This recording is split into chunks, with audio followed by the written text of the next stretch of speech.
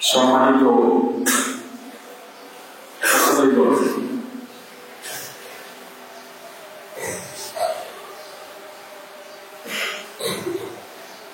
আল্লাহ সুবহানাহু ওয়া তাআলা জগৎ সৃষ্টি করেছেন এবং আদেশ ও নিষেধ করেছেন।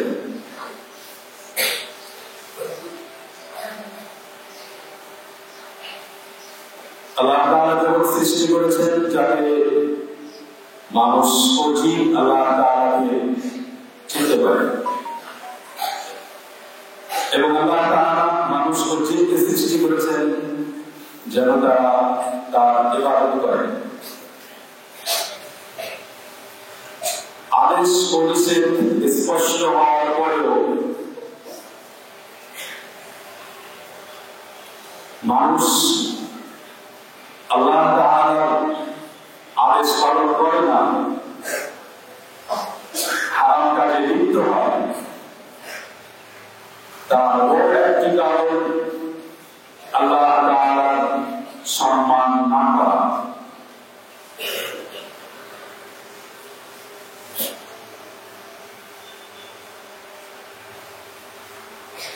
আল্লাহ তাআলার সম্মান করবে সে যে আল্লাহ তাআলাকে তার গুনাহের মাধ্যমে জানবে। আল্লাহ তাআলার সম্মান তার মনের মধ্যে থাকবে যে আল্লাহ তাআলার সৃষ্টিগুলোর উপর লক্ষ্য করবে, চিন্তা ভাবনা করবে।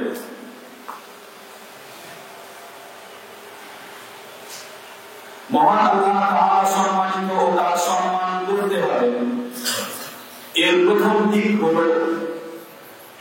যে মহান আল্লাহ তাআলা যেহেতু সমস্ত সম্পূর্ণতার গুণ রাখেন, কারণ তার মধ্যে কোন রকমের কোন দোষ ত্রুটি নেই, তাই তিনি সম্মানিত।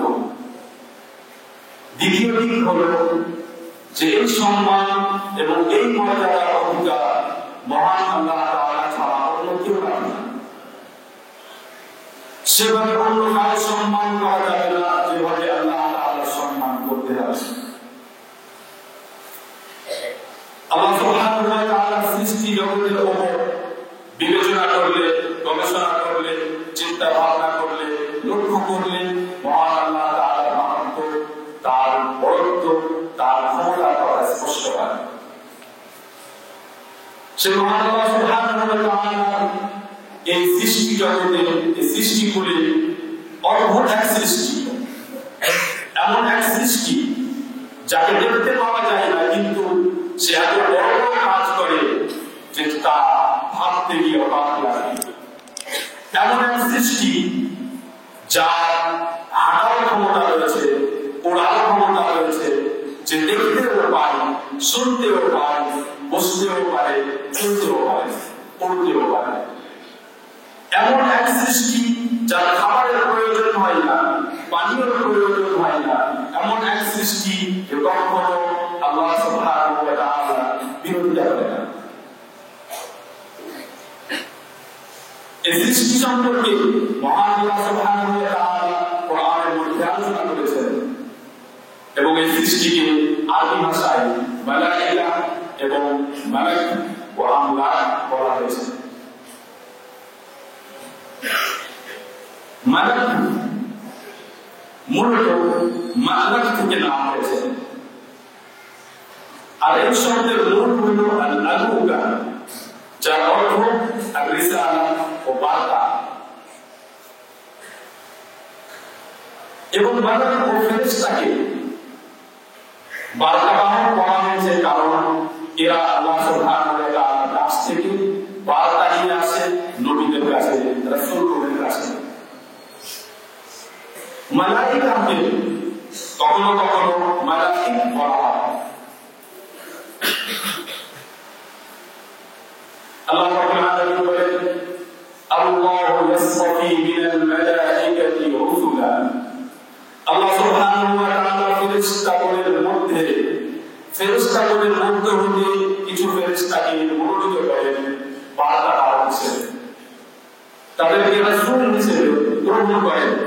এরা আল্লাহ সুবহানাহু ওয়া তাআলা সবচেয়ে সম্মানিত ফেরেশতা, যাদেরকে বার্তা বহনের জন্য আল্লাহ তাআলা মনোনীত করেছেন।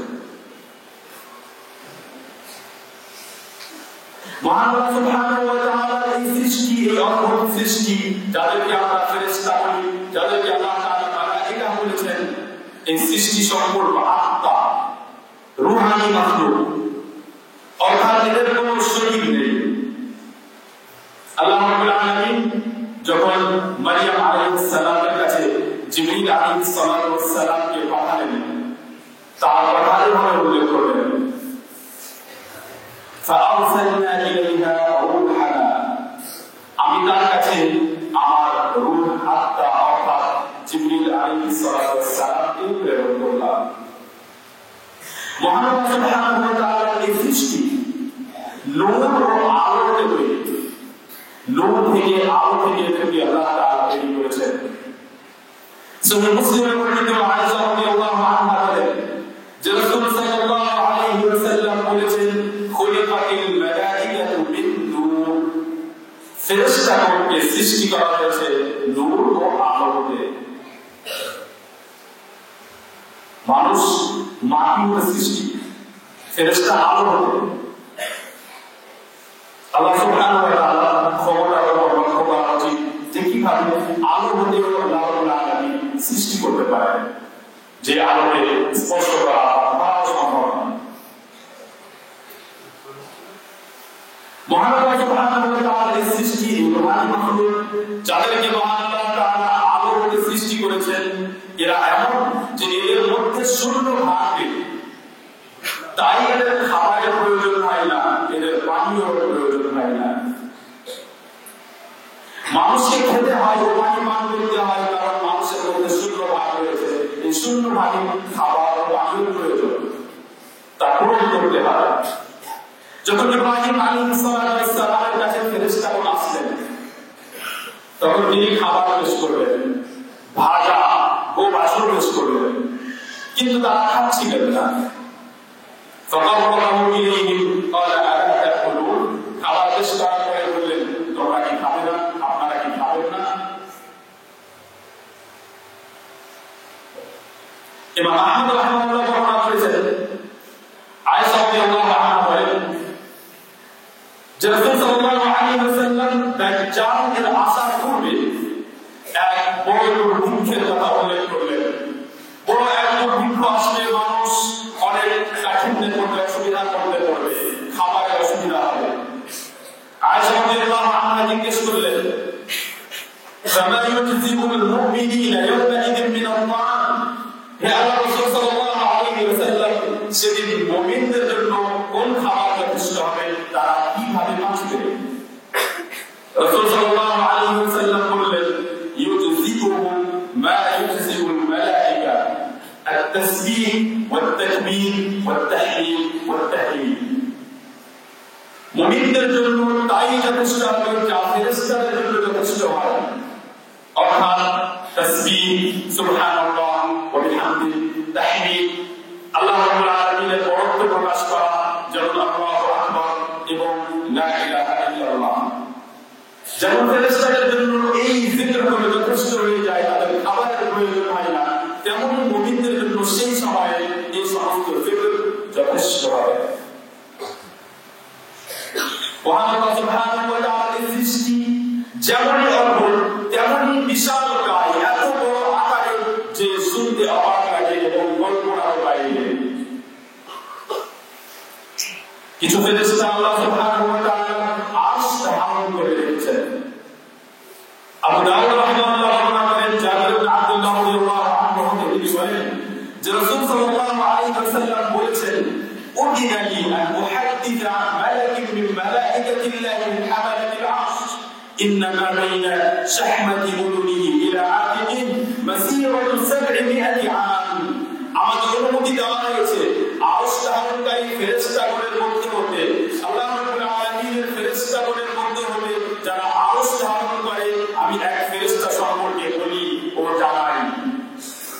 সেই ফেরেশতার ব্যাপারে নবী সাল্লাল্লাহু আলাইহি ওয়াসাল্লাম বললেন যে তার কানের লতি ও কাঁধের মাঝের দূরত্ব 700 700 বছরের পথ। সেই ফেরেশতার কানের লতি হতে অর্থাৎ কানের নিম্ন ভাগ হতে সর্বনিম্ন ভাগ হতে কান পর্যন্ত পৌঁছাতে 700 বছর সফর করতে হবে। এই ফেরেশতাদের মতো আরো যারা ফেরেশতা আছেন তাদের কি আকার আকৃতি হতে পারে সবার ব্যাপারে বিবরণ হাদিসের মধ্যে পাওয়া যায় না, কিন্তু যাদের ব্যাপারে বিবরণ এসেছে তাদের ব্যাপারে বিবরণ সহিত ঈমান রাখা জরুরি ও আবশ্যক। সহিহ মুসলিমে বর্ণিত আয়েশা রাদিয়াল্লাহু আনহা বলেন যে রাসূল সাল্লাল্লাহু আলাইহি ওয়াসাল্লাম বলেছেন জিবরিল আলাইহিস সালাতু ওয়াস সালাম সম্পর্কে রাআইতুহু মুনহাবিতান মিনাস সামা সাদ্দান ইওয়াম খালকিহি মা বাইনাস সামাই ওয়াল আরদ। আমি জিবরিল আলাইহিস সালাতু ওয়াস সালামকে আকাশ থেকে অবতরণ করতে দেখলাম। আমি দেখলাম যে তিনি এত বিশাল, তার আকার এত বড়, তিনি এত বিশাল নয় যে তার কারণে আকাশ ও মাঝের এই শূন্যতা পরিপূর্ণ হয়ে গেছে। জিবরিল আলাইহিস সালাতু ওয়াস সালাম এত বড়, এত বিশাল আকারের যে তার কারণে আকাশ ও জমিনের মাঝের শূন্যতা পরিপূর্ণ হয়ে গেছে। ইবনে মাসউদ রাদিয়াল্লাহু আনহু বর্ণনা করেন, সহিহ বুখারীতে বর্ণিত, তিনি বলেন আন্নাহু রাআ জিবরিল ওয়া লাহু 600 জানাহ। তিনি নবী সাল্লাল্লাহু আলাইহি ওয়াসাল্লাম সম্পর্কে বলেন যে নবী সাল্লাল্লাহু আলাইহি ওয়াসাল্লাম জিবরিল আলাইহিস সালাতু ওয়াস সালামকে দেখলেন যে তার 600টি পাখা রয়েছে। জিবরিল আলাইহিস সালাতু ওয়াস সালামের 600টি পাখা রয়েছে। তাহলে কত বিশাল হতে পারে এই ফেরেশতা। এবং এই ফেরেশতাগণের মধ্যে হতে 8 জন ফেরেশতা কিয়ামতের দিন আল্লাহ রাব্বুল আলামিনের আরশ ধারণ করবে। যখন আল্লাহ রাব্বুল আলামিন বান্দাদের মাঝে ফয়সালা করতে আসবেন, আল্লাহ রাব্বুল আলামিন বলেন ওয়াল মালাকু আলা আরজাইহা ওয়া ইয়াহমিলু আরশা রাব্বিকা ফাওকাহুম ইয়াওমা ইযিন সামানিয়া। সেদিন তোমার রবের আরশ ধারণ করবে 8 জন ফেরেশতা। মহান আল্লাহ সুবহানাহু ওয়া তাআলা এই ফেরেশতাগণ যাদের বিবরণ কোরআন হাদিসের মধ্যে পাওয়া যায়, এই ফেরেশতাগণের উপর ঈমান আনার সময় দুটি কথা অত্যন্ত আবশ্যক। প্রথম, যে প্রত্যেক মুমিন ও মুসলিমের উপর আবশ্যক ও জরুরি যে তাকে এই ফেরেশতাগণের অস্তিত্ব সম্পর্কে বিশ্বাস রাখতে হবে এবং সমস্ত ফেরেশতাদের উপর ঈমান আনতে হবে এবং তাদের মধ্যে কোনো একজনকে অন্যজন থেকে আলাদা করা যাবে না, পার্থক্য করা যাবে না। এমন নয় যে কাউকে ইবাদতের যোগ্য বানিয়ে দিল এবং কাউকে সাধারণ অবস্থায় রেখে দিল। যে কোনো সাধারণ মুমিন ব্যক্তির জন্য আবশ্যক যে সমস্ত ফেরেশতার উপরে ঈমান আনবে সংক্ষিপ্তভাবে। দ্বিতীয় দিক হলো যে ফেরেশতাগণের মধ্যে যাদের ব্যাপারে বিস্তারিত জানতে পারা যাবে তাদের উপর বিস্তারিতভাবে ঈমান আনতে হবে। যাদের নাম জানা গেছে তাদের নামের সাথে ঈমান আনতে হবে। যাদের গুণাবলী জানা গেছে তাদের গুণাবলীর প্রতি বিশ্বাস রাখতে হবে। যাদের কর্ম দায়িত্ব সম্পর্কে জানা গেছে তাদের ব্যাপারে সেইভাবে ঈমান আনতে হবে।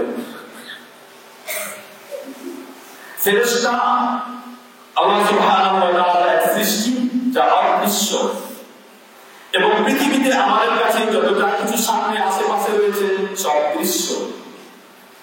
আমাদের কাছে দ্বিতীয় একটি দিক রয়েছে, তা হলো অনুভবযোগ্য ও বোধগম্য।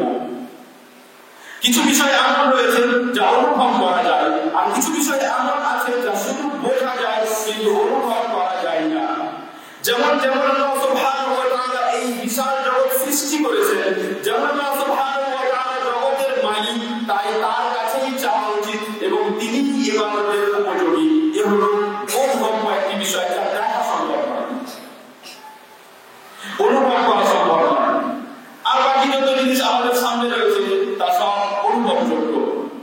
কিন্তু ফেরেশতার বিষয় এমন নয় যে ফেরেশতাদেরকে যেমন অনুভব করা যায় না এখন, তাই ফেরেশতারা বোধগম্য বস্তু, অর্থাৎ এমন কোন সৃষ্টি যা কোনোদিন অনুভবযোগ্য হবে না, এটা ঠিক নয়। ইবনে তাইমিয়া রাহিমাহুল্লাহ বলেন যে জান্নাত, জাহান্নাম, ফেরেশতা এবং গায়বের যত বিষয় রয়েছে এসব কিছুই অদৃশ্য ঠিক, কিন্তু এসব কিছুই অনুভবযোগ্য। অর্থাৎ অনুভব করা সম্ভব। যখন আল্লাহ রাব্বুল আলামিন সক্ষমতা দান করবেন তখন তাদেরকে দেখা যাবে। তাই এই দুইটি বিষয়ের মধ্যে পার্থক্য না করার কারণে আহলুল কালাম এ বিষয়ে পথভ্রষ্ট হয়েছে এবং আরো অন্যান্য দল পথভ্রষ্ট হয়েছে, যে তারা ফেরেশতাকে অনুভবযোগ্য নয়, বরং ফেরেশতাকে শুধু বোধগম্য মেনে নিয়েছে, যে এমন জিনিস যা শুধু বোঝা যেতে পারে, কিন্তু এমন কোনো সৃষ্টি নয় যা দেখা যেতে পারে। মহান আল্লাহ সুবহানাহু ওয়া তাআলার এই বিশাল সৃষ্টি, এই অদ্ভুত সৃষ্টি অত্যন্ত সুন্দর।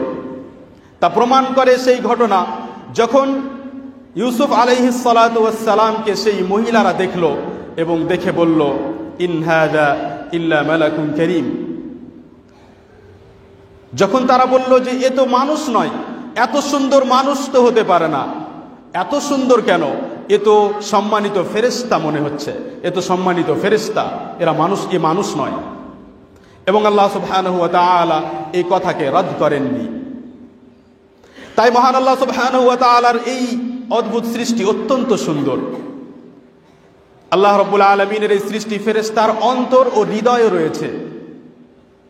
আল্লাহ রাব্বুল আলামিন বলেন, হাত্তা ইযা ফুজ্জিআ আন কুলুবিহিম ক্বালু মাযা ক্বালা রাব্বুকুম।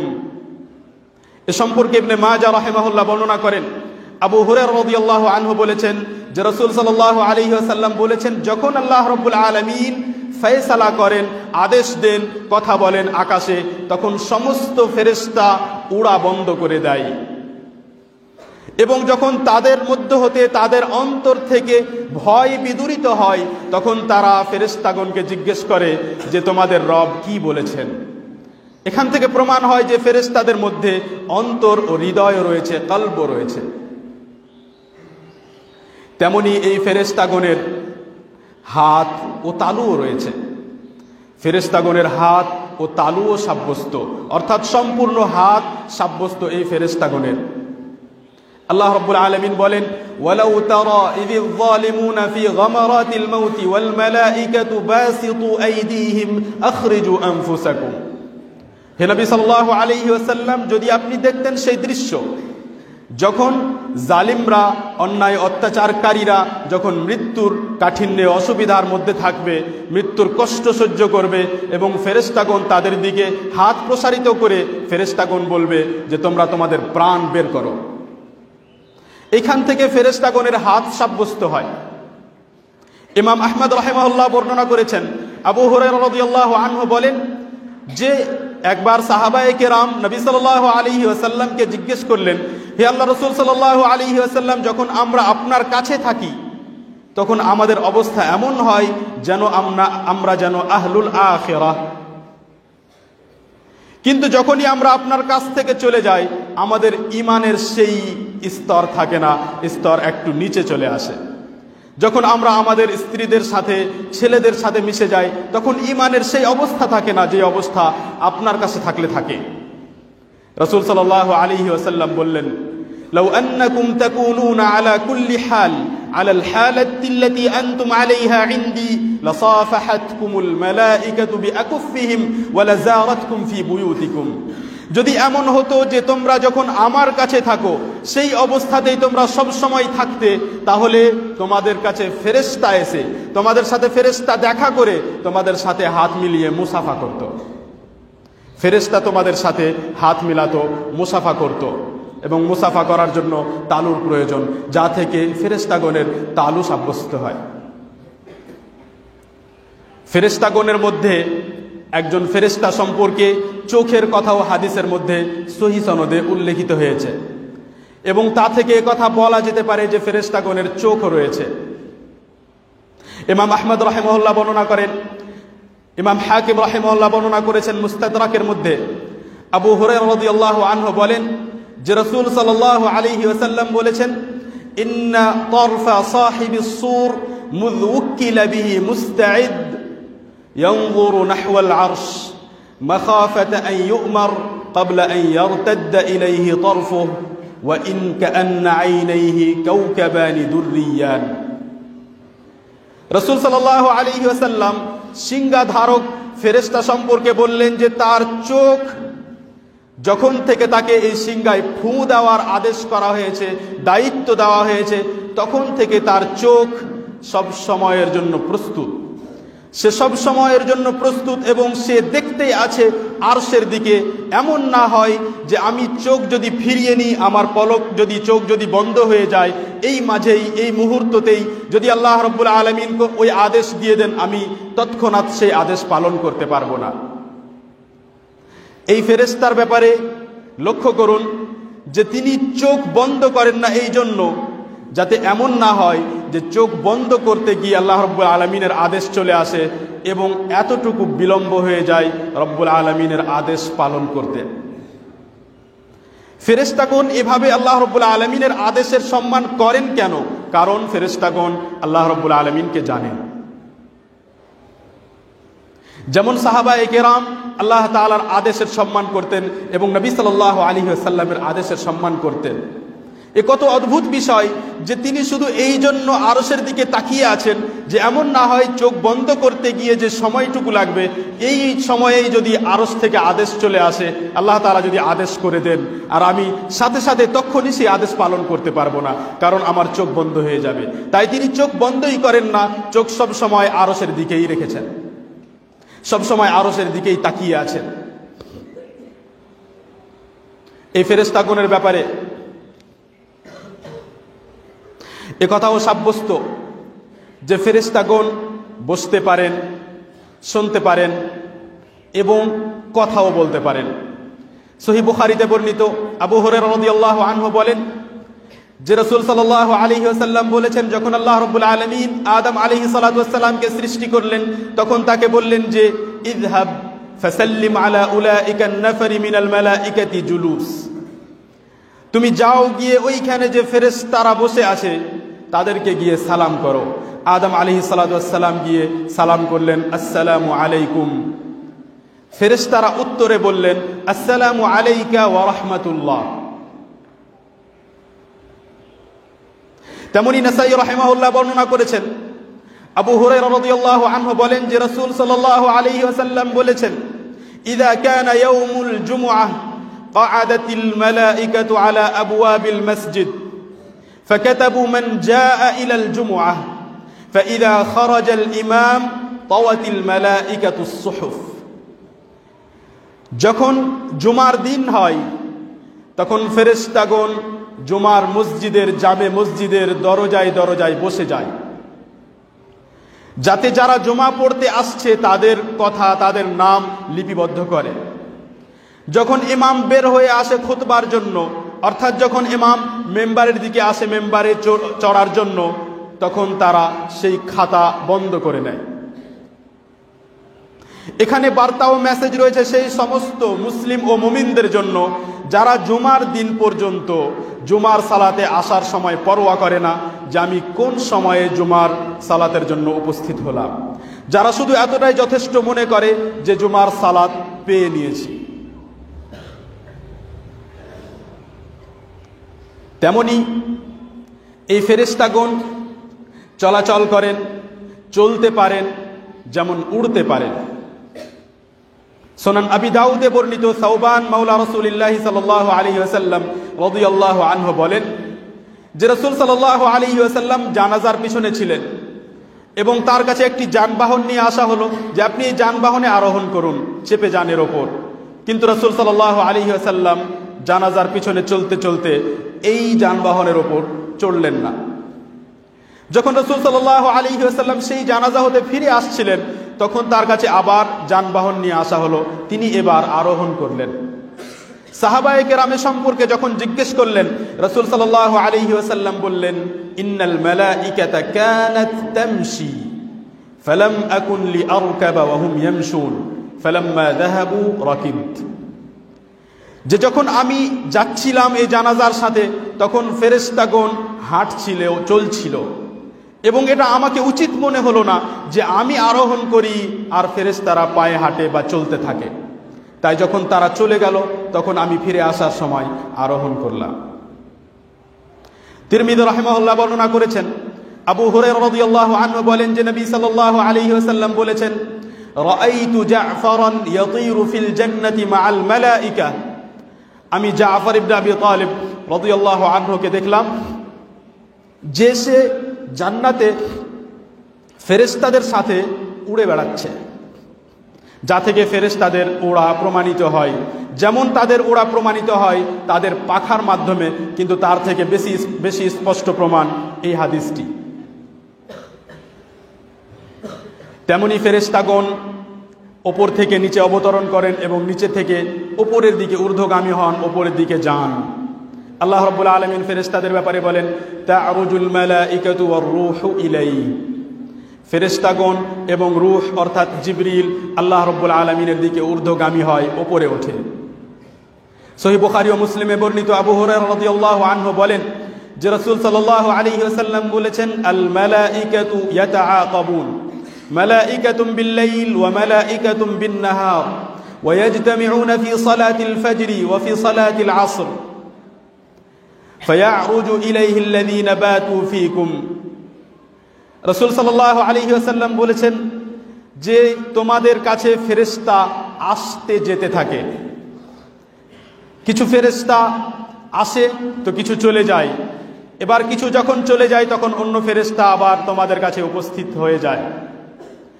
এই সমস্ত ফেরেশতা আসরের সালাতে ও ফজরের সালাতে একত্রিত হয়। যারা সারা রাত তোমাদের সাথে ছিল তারা ফজরের সালাতের পর আল্লাহ রাব্বুল আলামিনের দিকে চলে যায়, উপরে উঠে যায়। আল্লাহ রাব্বুল আলামিন সেই ফেরেশতাদেরকে জিজ্ঞেস করেন, কাইফা তারাকতুম ইবাদি। অথচ আল্লাহ রাব্বুল আলামিন বান্দাদের সমস্ত অবস্থা জানেন, কিন্তু জিজ্ঞেস করেন যে আমার বান্দাদেরকে কি অবস্থায় ছেড়ে আসলে। তখন ফেরেশতাগণ বলেন, তারাকনাহুম ওয়া হুম ইউসাল্লুন ওয়া আতাইনাহুম ওয়া হুম ইউসাল্লুন। যখন আমরা তাদের কাছে এসেছিলাম তখনও তারা সালাত আদায় করছিল আসরের সময়, যখন ফজরের সময় ছেড়ে আসলাম তখনও তারা সালাত আদায় করলো ফজরের, তারপরে আমরা এখানে এসেছি। এই হলো তাদের ব্যাপারে যারা ঠিকভাবে ঠিক সময়ে সালাত আদায় করে। এই ফেরেশতাগণের ব্যাপারে নবী সাল্লাল্লাহু আলাইহি ওয়াসাল্লাম আরো বলেন যে যেমন আদম সন্তান কষ্ট পায় তেমনি ফেরেশতাগণও কষ্ট পায়।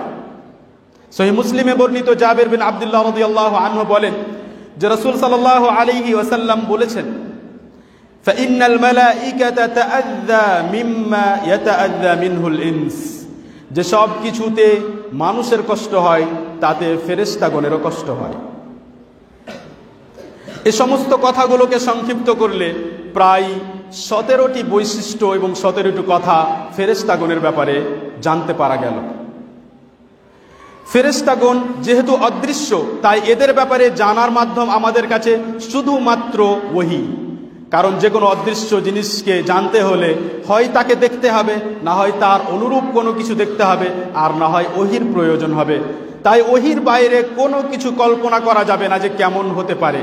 যখন আমরা শুনলাম চোখ আছে এবং নবী সাল্লাল্লাহু আলাইহি ওয়াসাল্লাম বললেন যে দুইটি চোখ আছে, দুইটি চোখ যেন তার উজ্জ্বল নক্ষত্রের মতো, কিন্তু আমরা জানি না যে সেই চোখ আসলেই কেমন।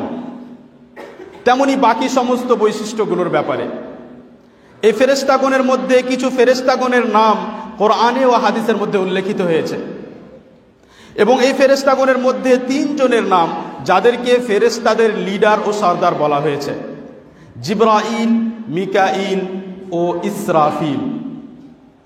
এই 3 জনেরই নাম একই হাদিসে উল্লেখিত হয়েছে।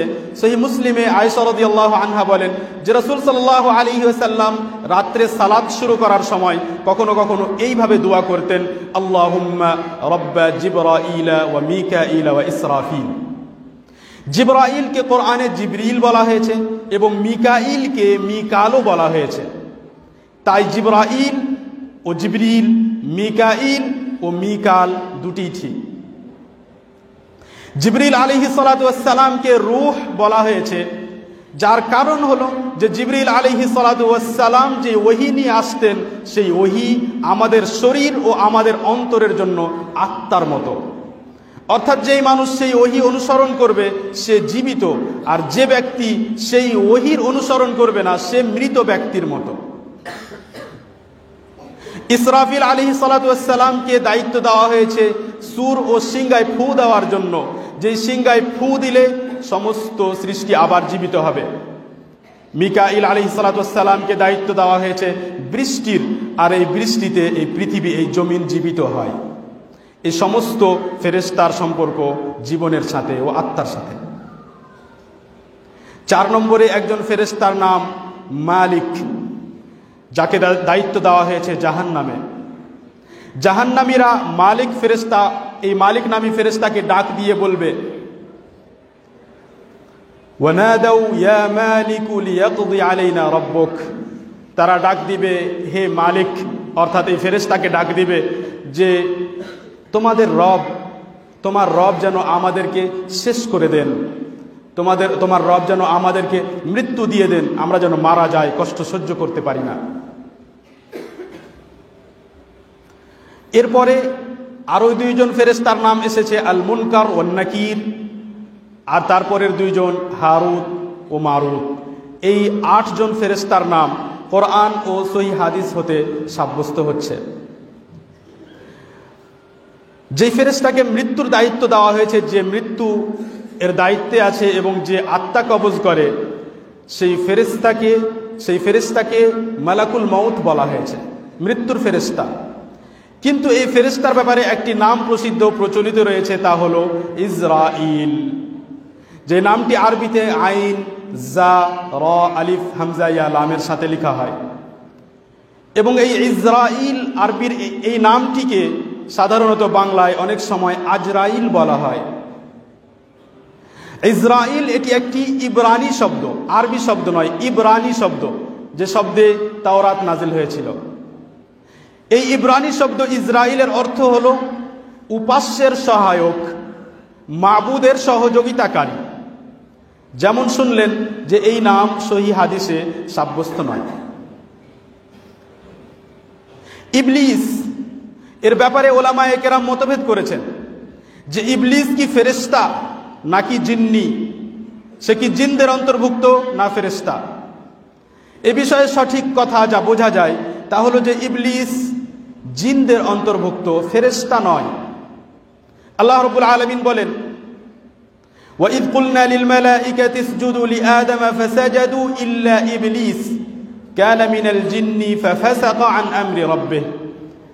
ইবলিস সম্পর্কে বলেন যে যখন সেজদার আদেশ করলাম তখন ইবলিস জিনদের অন্তর্ভুক্ত ছিল, জিনদের একজন ছিল, যে ইবলিস আদেশ পালন করলো না, আল্লাহ রাব্বুল আলামিনের আদেশ অমান্য করলো।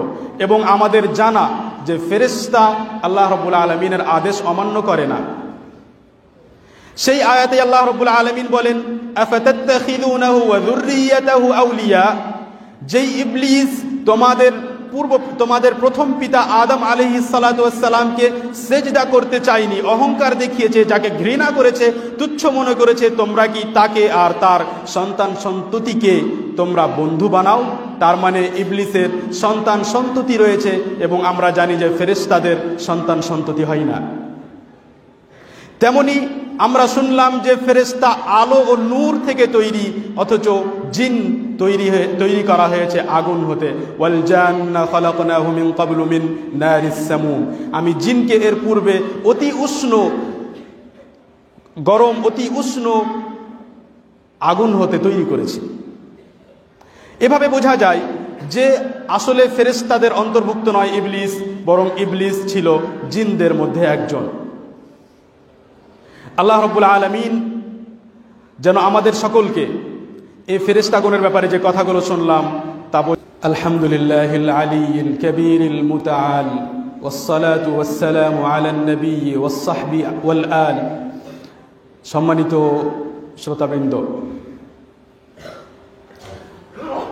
আল্লাহ রাব্বুল আলামিনের এই অদ্ভুত সৃষ্টি ফেরেশতা সম্পর্কে জানার পর যে উপকারিতা এবং যে লাভ পাওয়া যায় তার 1 নম্বর হলো যে আমরা ফেরেশতাদের ব্যাপারে জানলাম যে এরা আল্লাহ রাব্বুল আলামিনের অত্যন্ত নিকটবর্তী, তারপরেও এরা ইবাদতের যোগ্য নয়, বরং এরাই আল্লাহ তাআলার ইবাদত করে, কোনো আদেশ অমান্য করে না। যখন আল্লাহ রাব্বুল আলামিনের এই এত বিশাল, এত বড়, এত অদ্ভুত সৃষ্টি যা আল্লাহ রাব্বুল আলামিনের ক্ষমতা প্রমাণ করে, যখন এরা আল্লাহ তাআলার ইবাদতের যোগ্য নয়, তখন অন্য বাকি কোনো সৃষ্টি আল্লাহ তাআলার ইবাদতের যোগ্য হতে পারে না। তাই যে ব্যক্তি যথাযথ আল্লাহ রাব্বুল আলামিনের সম্মান করবে সে কখনো শিরক করতেই পারে না। তেমনি ফেরেশতাগণের ব্যাপারে জানার পর আমাদের ফেরেশতাগণের প্রতি ভালোবাসা তৈরি হয় মনের মধ্যে। আমরা যখন জানলাম যে জিবরিল আলাইহিস সালাতু ওয়াস সালাম ওহী নিয়ে এসেছেন, তখন অবশ্যই আমাদের মধ্যে জিবরিল আলাইহিস সালাতু ওয়াস সালামের জন্য ভালোবাসা আসবে। কারণ আজকে যে আমরা মুমিন ও মুসলিম, আজকে যে আমাদের কাছে সঠিক কথা আছে, আল্লাহ রাব্বুল আলামিনের ব্যাপারে জ্ঞান আছে, সব কিছুই জিবরিল আলাইহিস সালাতু ওয়াস সালামের মাধ্যমে নবী সাল্লাল্লাহু আলাইহি সাল্লামের কাছে পৌঁছেছে। যারা ফেরেশতাগণের ওপর ঈমান রাখবে তারা অবশ্যই সব সময় খেয়াল রাখবে যে আল্লাহ রাব্বুল আলামিনের কিছু ফেরেশতা রয়েছে যারা আমল লিখতে থাকে, তাই আমল করার সময় সাবধান থাকবে, গুনাহ থেকে নিজেকে বাঁচিয়ে রাখবে। তেমনি যারা ফেরেশতাগণের ওপর ঈমান রাখবে তারা জানতে পারবে যে এই ফেরেশতা আল্লাহ রাব্বুল আলামিনের সৃষ্টি এবং কত বড়, কত অদ্ভুত, তাই তারা আল্লাহ রাব্বুল আলামিনের সম্মান করবে এবং আল্লাহ তাআলার আদেশ পালন করবে। যারা ফেরেশতাগণের ব্যাপারে জানবে যে এরা কিভাবে আল্লাহ তাআলার আদেশ পালন করে, তারা ফেরেশতাগণের অনুকরণ করার চেষ্টা করবে। আল্লাহ রাব্বুল আলামিন ফেরেশতাগণের ব্যাপারে বলেন, ওয়ামান ইনদাহু লা ইস্তাকবিরুনা আন ইবাদাতিহি ওয়া লা ইস্তাহসিরুন। যারা আল্লাহ রাব্বুল আলামিনের কাছে রয়েছে তারা কখনো অহংকার বশে, অহংকারের কারণে ইবাদত থেকে বিমুখ হয়ে যায় না, কখনো অহংকারের কারণে আল্লাহ রাব্বুল আলামিনের ইবাদত ছেড়ে দেয় না, এবং না কখনো তারা ক্লান্তি বোধ করে। ইউসাব্বিহুনাল লাইলা ওয়ান নাহারা লা ইয়াফতুরুন। এরা এমন সৃষ্টি যে সকাল সন্ধ্যা রাত দিন সব সময় আল্লাহ রাব্বুল আলামিনের তাসবিহ ও মহিমা ঘোষণা করতে থাকে, এবং এরা কখনো দুর্বল হয় না, কখনো এরা ক্লান্ত হয়ে যায় না। এরা যেমন বিরক্ত হয় না তেমনি ক্লান্ত হয় না। তো যদি আমরা সত্যি এই ফেরেশতাগণের ব্যাপারে জানলাম, আমাদের সকলকে এই ফেরেশতাগণের মতো তাদের অনুকরণ করা উচিত এবং সেই রকমভাবে আল্লাহ তাআলার ইবাদত করার চেষ্টা করা উচিত।